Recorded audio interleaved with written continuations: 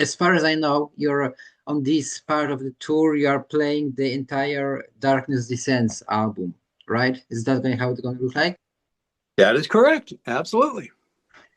So what does this album mean to you? Well, I mean, it was the band's second album, and it was quite a departure from the first album, We Have Arrived. And so I suppose, yeah, it was as important as a band's sophomore effort would be. You know, it's like, okay, you did a decent job on your first album, and now let's see what you have going for your second record. And I don't think the Dark Angel of We Have Arrived was the same band, you know, sonically and approach wise as it was on Darkness Descends. And I think that really, it captured a lot of people's attention. You know, those who had heard We Have Arrived said, oh yeah, cool. You know, I mean, thrash metal is pretty new, pretty young. We Have Arrived was one of the very first thrash albums coming out, you know, in that era. And by the time Darkness Descends had come out, you know, there was a number of other thrash bands doing their thing, and a whole lot of records had come out by then. And so for Darkness Descends to be as vicious and violent as it was definitely something where a lot of people were like, oh, wait a minute, you know, these guys are pretty darn serious about this. This is a pretty monumental effort from this band Dark Angel. So that's, you know, in terms of its importance, you know, that I guess that was a part that was important. And, you know, the fact that if it has any sort of, and I've said this in other interviews, if it has any sort of like classic, you know, classicness to it, if it's a historical album in terms of thrash metal, then, you know, we're very fortunate that the audience has created that long lasting endurance of it. I don't know that many other albums sounded quite like this one, but I do hear its influence on a number of bands. You know, a lot of the death metal, a lot of the grindcore, a lot of the black metal, and a lot of the standard metal. You know, a lot of those folks have come to me and said, hey man, Darkness Ascends was one of my gateways to the more extreme style of music. You know, we loved all the Metallicas and Megadeths and Slayers and Anthraxes and things like that. But it was when I heard, you know, Darkness, that's when I was like, yeah, I gotta do stuff like this. So that's pretty cool. You know, we'll take it, definitely.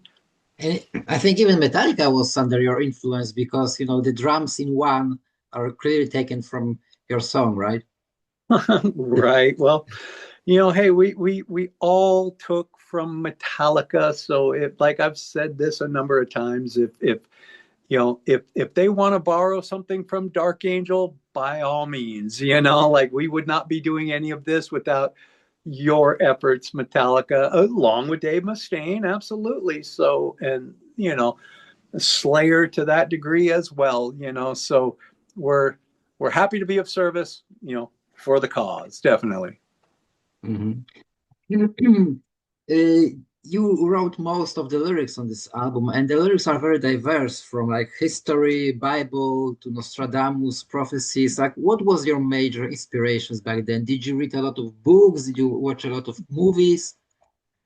Well, I've always been sort of, you know, I guess the written word was always important to me. It was always an interesting bit to me, and sure, you know, I mean, that was back when you didn't have the diversions that you do now, like with, you know, like you can go online and find things like that. But, you know, back then, you know, you read a lot of books, you live a lot of life, you know, you spend, you know, I had a life unlike many other kids my age, you know, I mean, I was, you know, involved in, you know, in the music scene, especially in Los Angeles, from a very young age. And I was not doing the same things that a lot of my high school, you know, schoolmates were, you know, junior high and high school schoolmates were into, you know. So, but one thing I always tried to do was I tried to take an approach that was